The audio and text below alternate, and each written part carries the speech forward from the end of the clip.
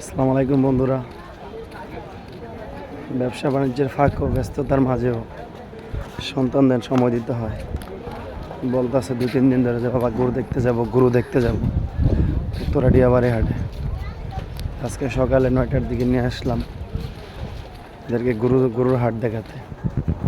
এই যে উত্তরা ডিয়াবাড়ি হাটে অনেক বড় বড় গরু উঠছে। এই যে দেখেন, এই যে আমার ছেলেরা, এই যে আবির,